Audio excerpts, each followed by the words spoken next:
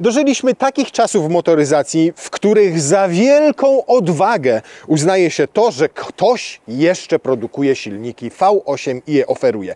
Kiedyś była to domena tych limuzyn segmentu F, najlepszych, najdroższych, tych, które wyznaczały trendy technologiczne. A dzisiaj V8 nie ma już nawet BMW serii 7. W tym segmencie została tylko w Mercedesie klasy S i w tym, czyli w Audi A8, a dokładniej S8.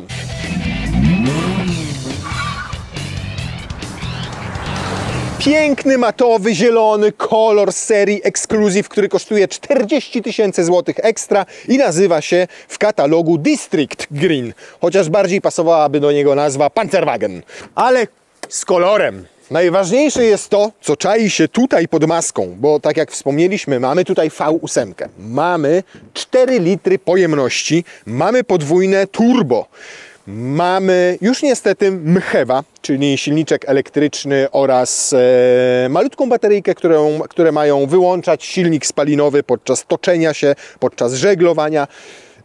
Ale mamy też 571 koni mechanicznych i 800 Nm momentu obrotowego, czyli jak na współczesne, jak na dzisiejsze czasy, to naprawdę coś, to naprawdę kozak i to naprawdę może dzisiaj już zachwycać i właśnie to jest objawem tej odwagi w Audi. W ramach liftingu, które auto przeszło w 2021 roku, nie zmieniono w tym motorze absolutnie nic. Tak jak było, tak zostało i bardzo dobrze. Lifting natomiast zmienił troszkę stylistykę. Pojawiły się nowe reflektory i w naszym wypadku to są cyfrowe reflektory. Każdy z nich ma 1 300 000 maleńkich zwierciadełek, które mogą wyświetlać na drodze różne animacje. Dodatkowo w wersji poliftowej pojawiło się tak zwane prowadzenie po pasie ruchu, czyli samochód widzi dokładnie pas ruchu, widzi linie oddzielające te pasy ruchu i ten strumień świetlny idealnie kieruje na Wasz pas. Kiedy na przykład zaczynacie zjeżdżać ze swojego pasa ruchu, to na drodze wyświetla efekt świetlny, który mówi Wam, żebyście wracali na swój pas ruchu. Zmodyfikowano nieco zderzaki, pojawiła się ciut przekonstruowana single frame z takimi łezkami. Wcześniej były takie pionowe użebrowania. Natomiast nie fajnie, że tutaj zobaczcie, widać ten element taki no trochę jak ze styropianu, z jakiejś pianki poliuretanowej. W tym elemencie jest ukryty specjalny taki wężyk z cieczą, który jak oberwie samochód tutaj z przodu, zostaje przerwany obwód tego wężyka, to unosi się maska, żeby zamortyzować na przykład pieszego w momencie, kiedy samochód w niego uderzył. Po prostu to system bezpieczeństwa, który ma zwiększyć szanse pieszego na przeżycie. W naszym egzemplarzu mamy też pakiet Black, czyli to czarne, to czarne, to czarne. Czarny czarnego czarnym poganiał, tu czarne obramowania, karbonowe lusterka za 4600 zł. Czarno jest też z tyłu, bo i tu mamy czarne logo i czarny taki pseudo-dyfuzor, natomiast w żadnej opcji nie można zamówić czarnych końcówek wydechu. Pozostają srebrne, typowe dla esek. Światła nowe też się pojawiły, nieco odnowione, może tak lepiej. OLEDowe są, mają 3 różne sygnatury świetne, które można sobie zmieniać. Trzecia, ta dodatkowa, bo zwykłym A8 są tylko 2 sygnatury. Trzecia pojawia się w momencie, kiedy samochód wejdzie w tryb Dynamic. Dodatkowa funkcja tych świateł jest taka, że w momencie, kiedy najeżdża na Was pojazd z tyłu, to dodatkowo te sygnatury się zmieniają po to, żeby go ostrzec, że jest za blisko. Pokazywaliśmy to już parę razy w Audi, między innymi chyba w Q8. Tutaj możecie sobie obejrzeć jej test. Wymiary auta się nie zmieniły. Nadal to 1, 2, 3, 4, 5 metrów 19 cm dokładnie. Natomiast od A8 jest cały centymetr dłuższe ze względu na zderzak albo przedni, albo tylny. To już nie pamiętam. Co ciekawe, na rynku chińskim to auto występuje w wersji jeszcze dłuższej, bo ma aż 5 metrów 45 cm. Nie jest S-ką, nazywa się A8L Horch, ma nawet felgi takie a la Maybach i zdecydowanie jest najbardziej luksusową A8, pewnie silny Wam zaraz ją pokażę na zdjęciu. Single frame, czyli coś, z czego słynie Audi. 58% całej budy jest zrobione z aluminium, ale to nie jedyny materiał, jaki tu zastosowano, bo na przykład mocowania amortyzatorów z przodu są zrobione z magnezu, a tutaj ta groć oddzielająca kabinę pasażerską od bagażnika, czyli ta konstrukcja tutaj, która jest zrobiona ze specjalnych polimerów wzmocnionych dodatkowo włóknem węglowym po to, żeby usztywnić całe nadwozie. dach szklany, o ile czasami występuje i w A8 też tak jest na całej powierzchni samochodu, to tutaj jest tylko nad kierowcą i pasażerem, którzy siedzą z przodu, ponieważ dla wzmocnienia konstrukcji tutaj zachowano normalny dach. To też świadczyć może o tym albo sugerować to, że S8 jest dla kierowcy, a A8 jest dla pasażerów, którzy siedzą z tyłu. Felgi w naszym wypadku to 21 cali i wymagają dopłaty 13,5 tysiąca złotych, natomiast w serii są 20-calowe. Mamy też ceramikę i uczciwie i szczerze muszę powiedzieć, że nie doczytaliśmy ani w informacji prasowej, ani w konfiguratorze, czy ta ceramika tutaj, gdzie mnie odpychasz, czy ta ceramika tutaj jest opcjonalna, czy ta ceramika tutaj jest standardowa, zapewne Wy nam napiszecie w komentarzach. To auto jest tak inteligentne, że ma nawet inteligentne wycieraczki za dopłatą 2000 zł. W nich tutaj umieszczono dyszę, w samej wycieraczce nie ma jej nigdzie tu, ani nigdzie tutaj, te spryskujące i polega to na tym, że ona dostosowuje sobie ciśnienie spryskiwania szyby, zależnie od tego, jaka jest temperatura, z jaką prędkością jedziecie i ma to być efektywniejsze rozwiązanie. W serii oczywiście jest tutaj napęd quattro z centralnym samoblokującym mechanizmem różnicowym, ale SK ma oprócz tego jeszcze sportowy mechanizm różnicowy na tylnej osi, który dba o to, żeby na każde koło dystrybuowany był inny moment, inna moc, zależnie od tego, czy jedziecie w zakręcie, czy jedziecie po prostej, czy jest uślizg któregoś z tych kół. Jest w standardzie skrętna tylna oś i w standardzie jest pneumatyka. I ta pneumatyka ma jedną funkcję, którą bardzo lubię i która jest naprawdę przydatna. Może się to wydawać bajerem, ale bardzo ułatwia wsiadanie. Zobaczcie teraz, co się stanie, kiedy otworzę drzwi. Unosi się momentalnie o 5 cm po to, żeby ułatwić wsiadanie. I szczerze mówiąc, to wsiada się wtedy bardziej jak do jakiegoś podwyższonego crossovera. W momencie, kiedy zamkniecie drzwi i ruszycie, to samochód się z powrotem obniża o te 5 cm. Teraz zaczął sobie powoli zjeżdżać, upuszcza z kompresora powietrze i cyk, 5 cm. Jeszcze raz otwieramy i teraz się dużo szybciej podniósł. Już w momencie, bo już czuwał. Natomiast zaskakujące może być to, jak szybko robi ten samochód, bo zazwyczaj w każdym aucie ta pneumatyka dosyć powoli podnosi i przednią i tylną oś. Natomiast tutaj robi to tak szybko, dlatego że za jej pracę odpowiada nie 12V akumulator, tylko ten 48V, a większe napięcie oznacza, że może zrobić to znacznie szybciej. Ta szybkość działania ma mniejsze znaczenie w momencie, kiedy otwieracie drzwi, znacznie większe znaczenie ma w momencie wypadku, bo auto ma czujniki z każdej ze stron i wyczuwa, kiedy może dojść do kolizji bocznej, czyli jakieś auto chce was wjechać. Wtedy też automatycznie i maksymalnie podnosi całą budę. Po co?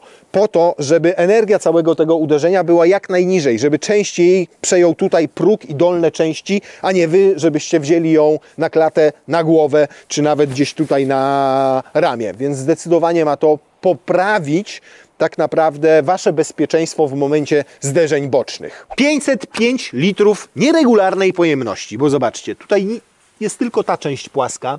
Tam jest dokładnie to, o czym mówiłem, czyli to takie wzmocnienie specjalne też z polimerów i wzmocnione włóknem węglowym i zachodzi to tutaj na boki.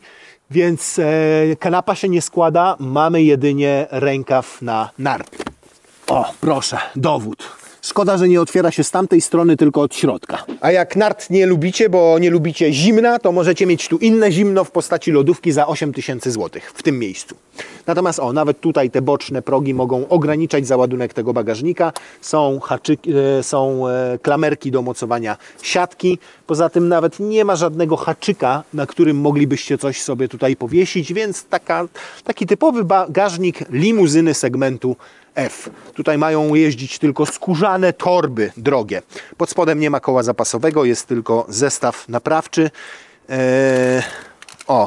Papryka, wafle kukurydziane. Food good. Natomiast co do wykończenia nie można mieć absolutnie żadnych uwag.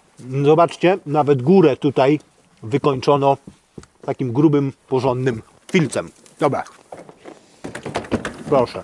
Raz. Ją można tam na ten próg trochę wsadzić. I na luzie. Więcej nie będziecie jeździli. Chcesz papryczkowe? Ale wiesz, że ten samochód ma perfumy w środku tutaj? Aroma Carv Audi S8. Pachnie prestiżem i luksusem. Tak wolałbym taką limuzyną, tak podróżować. O, tak w daleką drogę. Teraz zobaczmy, czy za mną dziecko chociaż usiądzie teraz. Segment F. Stóp cholery nie mogę tam włożyć, bo jest tak nisko w tym momencie fotel siedzi. Owszem, tam się naprawdę rozłożyłem, w sensie w dłuższą drogę, żeby sobie pojechać. No ale teraz już tutaj nie ma miejsca prawie wcale. I jakby tam usiadł ktoś niższy. Mamy takiego sługusa tutaj, on wszystko robi, tam zawiesza, przesuwa. Po pierwsze, jestem przepracowany, niekochany, wysyłany na posyłki. No to jak nasz Toady karoseryjny tam usiadł z przodu, to teraz no mam lepiej, ale też nie najlepiej, szczerze mówiąc. Te fotele są tutaj bardzo masywne, bardzo grube. Ze względu, że są takimi półkubłami, można powiedzieć. Tu mają jeszcze taki garb z tym karbonowym wykończeniem. No i tego miejsca tutaj jak na segment F, jak na 3 metry rozstawu osi, jak na auto, które ma 5,20, nie ma zbyt dużo. Jakbyście chcieli więcej, no to trzeba kupować A8 w LC plus 14 cm tutaj Wam wtedy w środku dochodzi. Natomiast mam tutaj sporo zabawek. Proszę. Rear Seat Remote. I tutaj jeszcze mamy jakieś... Na podorędziu w wyposażeniu standardowym mamy szmateczkę, żeby się światełko ładnie odbijało od ekranu, a nie od odcisków palców. Proszę bardzo, wyczyszczone ładnie. Mam elektrycznie sterowaną kanapę, niemniej jak sobie zrobię taką pozycję półleżącą, czyli maksymalnie przesunę siedzisko do przodu, maksymalnie pochylę oparcie, to znowu nie mam miejsca na nogi. Ale mogę za to sobie roletkami sterować z tej pozycji. Wszystkie na przykład jednym pociągnięciem zamknąć i nawet solidnie się dzięki tym roletom zaciemniło to wnętrze. Teraz mogę je sobie złożyć, niezależnie mogę sobie sterować nawet zamykaniem, proszę bardzo, szyberdaszku. A nie, teraz go, przepraszam bardzo, kamerę bym urwał.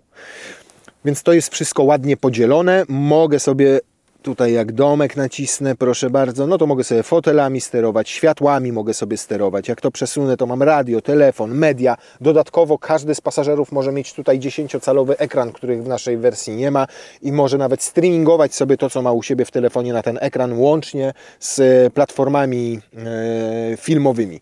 No więc tych ustawień tutaj jest naprawdę sporo. Oprócz tego mamy oczywiście masaże więc możemy się tutaj wentylować, możemy się podgrzewać, możemy się też rozciągać, odpoczywać, robić koła, plecy. Ja robię dzisiaj plecy. 670 000 wyjściowo, ale lakier 4 dychy, skóra 5 dych. Pakiet wnętrza skórzany, czyli oprzytat nawet skórą podsufitka, kolejne 30 000 złotych. Wszystkie te wstawki karbonowe, pakiety black i tak dalej robią z tego 1 000 000 złotych. Niemniej, jak zrobicie taką konfigurację bez wybrzydzania i bez dokładania takich rzeczy jak lakier za 4 dychy, to w 800 000 można skonfigurować fajną S8. Z przodu, z jednej strony mamy w zasadzie zunifikowane z innymi Audi wnętrze, no bo te ekrany, ten 10-calowy ponad i ten 8-calowy znamy i z A6, i z Q8, i z Q7, w zasadzie z każdego Audi powyżej A6. Natomiast jest tu też sporo takich elementów charakterystycznych wyłącznie dla A8. Choćby to, czyli wentylację, która otwiera się w momencie, kiedy uruchomicie zapłon albo nawet włączycie go tylko w taki tryb akcesoryjny, żebyście mogli zasilać urządzenia prądem. To ciekawe jest, że też takim dotykiem steruje się siłę strumienia powietrza, jaka wypływa z tych nawiewów i to zarówno w bocznych, jak i tutaj w tych centralnych. No multimedia są dokładnie takie same jak w tych wspomnianych A6, Q8, Q7, A7 i tak dalej. Tutaj sterujemy głównie klimatyzacją, ale też na przykład roletami z tyłu, a tutaj sterujemy wszystkimi innymi funkcjami.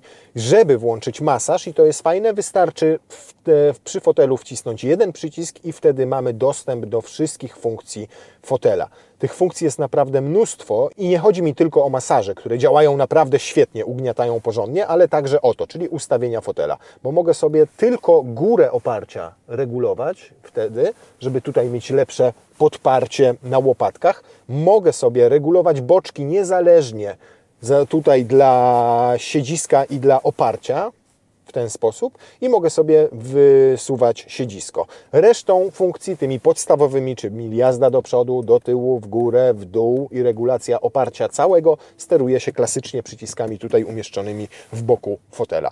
Bardzo ładny jest ten karbon, bardzo ładne jest to szczotkowane aluminium tutaj, bardzo ładne i dobre jest wykonanie. Nieładne i niefajne jest to piano tutaj. Zobaczcie, ile ono już tutaj ma rys, jak jest zmaltretowane, choć samochód nie ma zbyt dużego przebiegu, 28 000 kilometrów. No to wypadałoby czymś zabezpieczyć. Po kilku dniach jazdy, a to autem jeżdżę nim trzeci dzień, nie przejechałem dużo, może jakieś 300 km. Pełno było tutaj kurzu, widać pełno odcisków palców. To niestety chłonie, po to jest ta szmateczka tutaj. Uchwyty na kubki. Tutaj miejsce na telefon tak dziwnie, bo tutaj trzymać go musi ten klips. Niezbyt duży schowek. Tutaj, gdzie się otwiera ten schowek i często się zahacza pazurami, no to ta część, zobaczcie też, jak już jest porysowana. 2 gniazda USB-C tutaj i to by było wszystko, jeżeli chodzi o możliwość podłączenia multimediów. Podłokietniki fajnie się w ten sposób regulują, więc można je mieć w kilku różnych pozycjach. Pasażer może mieć inaczej, inaczej może je mieć kierowca. Ja lubię, jak są tak, bo wtedy mam wygodną pozycję do trzymania kierownicy. To zanim wyjedziemy, to tak. Aktywizacja, żebym był aktywny podczas jazdy. To jest raz. 2. Tryb Comfort Plus. I nie bez powodu ten Comfort Plus nazywa się Comfort Plus w wypadku tego samochodu.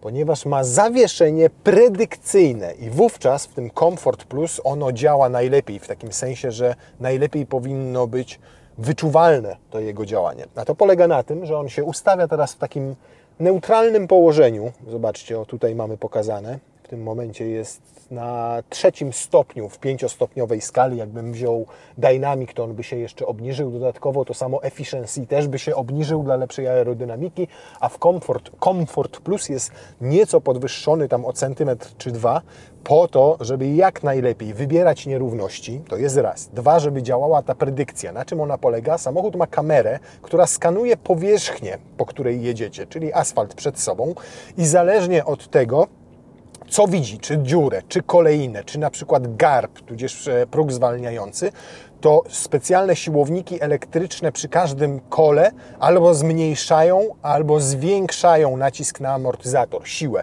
po to, żebyście albo komfortowo bardzo przez coś przejechali, albo jak wjeżdżacie w zakręt, żebyście mieli jedną oś sztywniejszą. Czyli na przykład wchodzicie w zakręt i on wtedy podnosi sobie celowo prawe koła, żeby jak najmniejsze były przeciążenia dla pasażerów. Skręcacie w lewo, tak, przeciążenie jest większe na prawo, to podnosi prawą, skręcacie w prawo, to podnosi lekko lewą stronę na tej pneumatyce, żeby kabina pasażerska pozostawała jak najbardziej w poziomie i żeby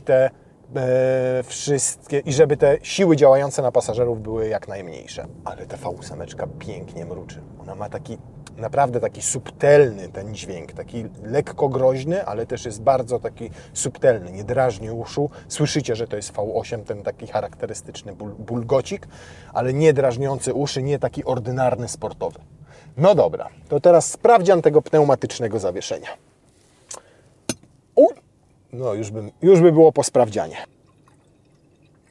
Tyle może być. Zobaczcie, to jest naprawdę droga z takich płyt nierówna jak cholera. 60 na godzinę. Studzienki, wyrypy, doły, a ta buda naprawdę jest utrzymana nieźle w poziomie. W każdym normalnym aucie, jakbyśmy pojechali tak, to ta woda by się wylała z tej szklanki.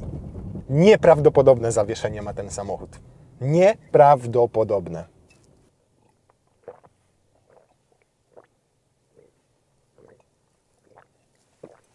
Aż musiałem zapić te wrażenia. Praca tej pneumatyki, tej predykcji tutaj jest wybitna. Natomiast czasami też ona potrafi się zgubić. Jak na przykład przejeżdżacie przez podwójny próg zwalniający. Macie jeden, a za kilkadziesiąt metrów, czy tam za 100 metrów kolejny, to ona sczyta ten pierwszy próg, ale dostosuje zawieszenie do niego. Jak drugi próg jest inny, to potrafi naprawdę wręcz dobić. Nie zawsze działa po prostu idealnie, nie zawsze dobrze rozpozna dziurę, nie zawsze dobrze rozpozna kolejne. Zdarzają jej się błędy, a wtedy jest to wyczuwalne. Doskonale wiecie, kiedy popełniła ten błąd. To zawieszenie jest tak różne, potrafi być z jednej strony tak sztywne, a z drugiej tak komfortowe, że od razu rozpoznacie, kiedy ta predykcja popełniła błąd i na przykład na dużą dziurę najechała ze zbyt sztywnym amortyzatorem. Jak jedziecie tym autem sobie tak spokojnie, to w ogóle nie czujecie, że ono ma 571 koni i 800 Nm.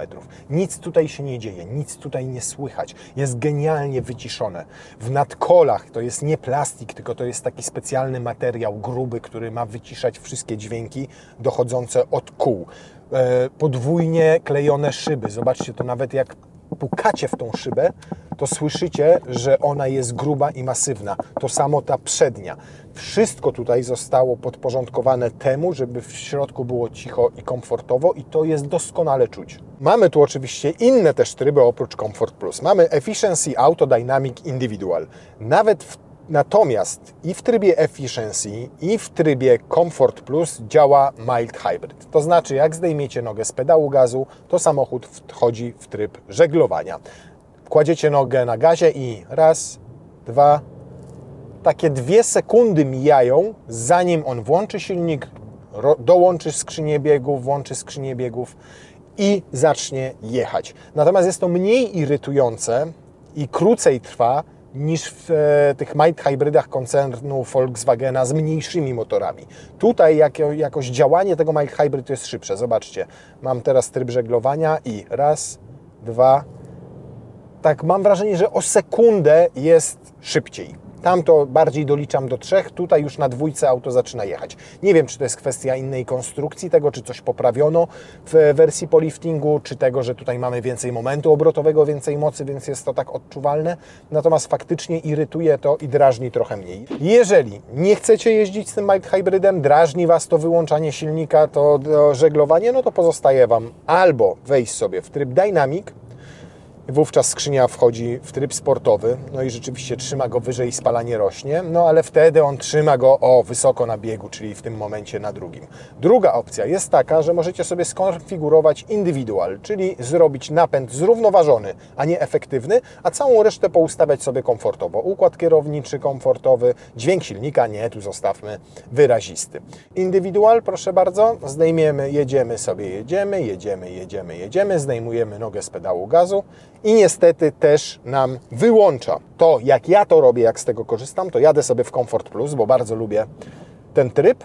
Natomiast w momencie, kiedy na przykład chcę wyprzedzać i nie chcę, żeby auto weszło w tryb żeglowania, to szybko tylko dźwignią wrzucam S i wtedy ten napęd jest najbardziej wydajny, nie wyłącza, nie żegluje, nie rozpina skrzyni biegów. Przy takiej spokojnej jeździe bocznymi drogami, jak nie szarżujecie, jak chcecie cieszyć się tą ciszą, tym komfortem, tym masażem, tym systemem Bang Olufsena, no to spalanie jest bardzo rozsądne, bo ono potrafię zrobić takie 8-9 litrów jadąc naprawdę spokojnie, a tak jak teraz jechaliśmy i było trochę tych przyspieszeń, bawiliśmy się tymi wszystkimi trybami, parę razy weszliśmy w S, parę razy zdjęliśmy nogę z pedału gazu, przyhamowaliśmy, przyspieszyliśmy, no to mamy 11,5 litra odruszenia ode mnie z podjazdu, więc jest całkiem nieźle, biorąc pod uwagę i masę auta, a to prawie 2,5 tony i biorąc pod uwagę to, że mamy tutaj 8 cylindrów, prawie 600 koni i 800 Nm. Jak tak jedzie i ma 1500 obrotów, ten wydech jest w tym komfortowym, zrównoważonym ustawieniu, to macie wrażenie, że jedziecie elektrykiem i to takim rewelacyjnie wyciszonym, bo absolutnie nie dobiega tutaj żaden szmer ani z wydechu, ani z podmaski. Wystarczy oczywiście, że zrobicie tak i wszystko się zmieni. Silny, czegoś się, trzymaj się czegoś. A teraz ciekaw jestem, czy w trybie Dynamic, o proszę, który aktualnie uruchomiliśmy,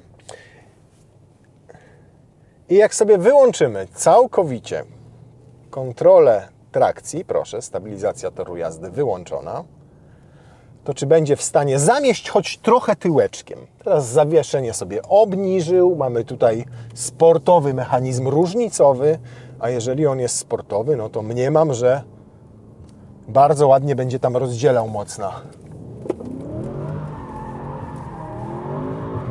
Widzieliście kiedyś wielką limuzynę, która ma 5,20 długości i tak pięknie i płynnie prowadzi się bokiem? Ale słuchajcie, to nawet nie jest stresujące w tym aucie.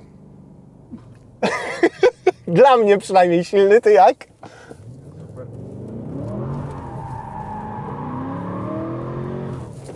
Niesamowite jest. Piękna. Ale naprawdę jest niebywałe to, z jaką ona lekkością to robi. I z jaką precyzją. Tu w ogóle nie trzeba zdejmować nogi z pedału gazu, bo sobie pięknie tym tyłkiem sobie, o. Ja pierdzielę. Szok. Silny mówi, że chce jeszcze raz. Przecież on nie lubi takich zabaw. No oczywiście, to jest też kwestia tego, że mamy troszkę mniej gripu, bo sprzyja nam szczęście i popadało, więc ta nawierzchnia jest mokra. Jakby było sucho, to nie sądzę, żeby ten napęd aż tak ładnie sobie na tył dawał tej mocy i momentu obrotowego. Myślę, że auto może nie tyle byłoby podsterowne, co raczej próbowałoby zachować swój tor jazdy. Ale na mokrym to jest po prostu petarda. Petarda! Zaczęło ostatnio coś Audi robić z tymi napędami Quattro, takiego, że one idą w kierunku BMW, takie mam wrażenie. O ile jeszcze kilka lat temu, czy to RS6, czy S4, czy RS3, one były może nie tyle właśnie nadsterowne, co samochód za każdym razem próbował Was wyprowadzić z każdego zakrętu po idealnym torze jazdy, to teraz jest tam więcej tej nadsterowności, tej takiej nieprzewidywalności, tej zabawy w dobrym tego słowa znaczeniu, bo i RS5, które testowaliśmy, i RS6, które testowaliśmy, pokazały, że tam naprawdę coraz więcej momentu i mocy trafia na tył, co mnie osobiście bardzo się podoba. No dobra, to teraz zobaczmy. Jedziemy sobie w dalszą trasę, powiedzmy. Resetujemy komputer pokładowy, wchodzimy w tryb Efficiency, on wtedy się obniża, tak jak do trybu Dynamic, tylko nie utwardza amortyzatorów dokładnie, a robi to po to, żeby aerodynamika była jak najlepsza. I zobaczymy, jakie to będziemy mieli spalanie. I tu mamy betonową nawierzchnię, którą w każdym samochodzie wyraźnie słychać. Tutaj delikatnie też od kół słychać, że jedziemy po czymś innym niż asfalt, natomiast i tak cisza jest niesamowita. No jazda z takimi prędkościami autostradowymi tym samochodem to jest czysta przyjemność. To jest jak kąpiel w wannie, takiej wypełnionej pianką, musującymi kulami, ze świeczkami dookoła i z muzyczką. Po prostu chce się nim jechać. I to jak najdalej. To jest ten rodzaj auta, w które wsiadacie i marzycie o tym, żeby nie dojechać do Warszawy 40 km, tylko żeby 1400 pojechać im do Chorwacji, bo ono tak Was koi. Jest tak komfortowe, tak cichutkie, tak przyjemne. Chyba dużo z górki mamy, bo 7,5 litra spalania, aż niemożliwe. No to test zużycia paliwa będziemy musieli powtórzyć w drodze powrotnej, bo dzisiaj jest bardzo duży wiatr i mam wrażenie, że wieje nam w tyłek. A mam takie wrażenie, bo absurdalnie niskie wydaje mi się to zużycie paliwa. 123 na godzinę to jest średnia, a spalił 7,8 litra w tym czasie. Więc coś mi tutaj nie gra, bo spodziewałem się wyniku na poziomie 10-11 litrów. A tu mamy 7,8, 7,9, no nawet 8 przyjmując, to jest to jakoś bardzo mało. Wersja przed liftem znacznie więcej by spaliła, więc to za chwilę przetestujemy raz jeszcze, ale najpierw zrobimy co innego. Pomiar przyspieszenia, bo według producenta setkę ten kolos robi w 3,8 sekundy, czyli w tyle samo czasu, co mniejsze i mocniejsze RS6. Zacisnąłeś poślady silny? 3,8 to jest coś. A, włącz bieg do jazdy. Jeszcze może to. O, teraz zaciskaj. O, jakie szarpnięcia ma ta skrzynia! Ja! Wow! No powiem Wam, ślizgo. Naprawdę ślizgo. 3,89. Z tym obciążeniem i na takiej nawierzchni. Niesamowite jest to, że w tych warunkach on ma na to, że jest ślisko, że jest mokro, że popadało. W ogóle go to nie ma to dla niego znaczenia, czy jest sucho, czy jest mokro. Niesamowite. Żadne z kół, żadne, nawet delikatnie nie wpadnie w uślizg. Teraz ciut gorzej, 3,99, ale to nadal poniżej 4 sekund. Taka locha. Więc pod względem wrażeń z jazdy, nawet takich szybkich i sportowych, jest petarda. Natomiast trzeba też powiedzieć uczciwie i otwarcie, że nawet w trybie Dynamic ten samochód jest po prostu komfortowy. Jest miękki, ma miękkie zawieszenie. Oczywiście ta miękkość nie objawia się tym, że jak jedziecie szybko, to że je nim buja. Nie, jest bardzo stabilny, natomiast nawet jak najedziecie na nierówność, to on nie złamie Wam kręgosłupa. To nie jest takie utwardzenie amortyzatorów, jak nie wiem, w Audi RS6, że zaraz wybija Wam plomby z zębów. Nie, to jest nadal komfortowa limuzyna i w zasadzie z takich odczuć sportowych, no to jest to przyspieszenie nieprawdopodobne, ta agresywna i brutalna wręcz zmiana biegów, bo to są poważne szarpnięcia. No i trzecia rzecz, dźwięk pracy silnika i wydechu, przy czym to też nie jest taka agresja jak w wydaniu RS6 czy typowo sportowych samochodów, natomiast jest dynamicznie i tak przyjemnie dla ucha. Dobrze, to jeszcze zweryfikujmy to zużycie paliwa. Wejdźmy sobie w Efficiency, pojedźmy, proszę bardzo, 120 i zresetujmy. W tamtą stronę coś mam wrażenie, że nam w dupcie wiało i przez to mieliśmy zaniżony ten wynik. Na tym samym odcinku, tylko w drugą stronę, więc będzie to wiarygodny pomiar. W razie czego, jak będzie niewiarygodny, w sensie dużo wyższy niż tamten, to dodamy te dwa, podzielimy przez 2 i wtedy nam wyjdzie. Ile pali? Audi S8. No co ja będę Wam ściemniał? No to jest ten rodzaj samochodu, w który wsiadacie, przejeżdżacie się i po prostu chcecie go mieć. Niekoniecznie w wersji za bańkę. Myślę, że za 800 000 dałoby się tutaj wyspecyfikować zrobić jakąś fajną konfigurację, bez lakieru za 45 000, bez tapicerki za 50 000, podsufitki za 35 000, paru innych rzeczy. Jedyny naprawdę poważny mankament, jaki w nim widzę, to jest mała praktyczność tej tylnej kanapy. W sensie jest tam mało miejsca, zaskakująco mało jak na samochód, który ma ponad 5 metrów długości i 3 metry rozstawu osi. A bez sensu kupować takie auto w LC po to, żeby wozić tam dzieci. Nawet dla dzieciorów fajnie byłoby mieć tam więcej miejsca. Jednocześnie jest tego miejsca tam tak mało, że bez sensu kupować ten dodatkowy pakiet za kilkadziesiąt tysięcy z elektrycznym sterowaniem, 2 niezależnymi zewnętrznymi fotelami. Można to sobie śmiało darować i oszczędzacie kasę, bo te fotele nawet jak rozłożycie, to i tak nóg wtedy nigdzie nie upchniecie, przynajmniej jak jesteście wysocy. Więc zdecydowanie myślę, że taki konfig za 800 000 zdałby w tym wypadku egzamin. A tak to, jeżeli chodzi o wrażenia z jazdy, no jest samochodem absolutnie idealnym. Mnie akurat urzeka w nim ten komfort, nawet w trybie Dynamic.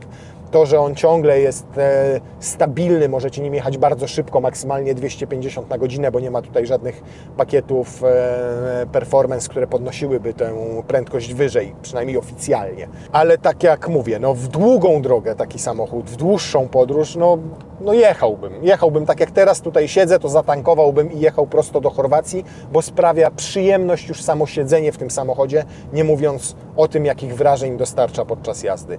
Jest jednym z ostatnich tego typu samochodów chyba. Wszystko tutaj się po prostu zgadza. Nawet zgadza się zużycie paliwa.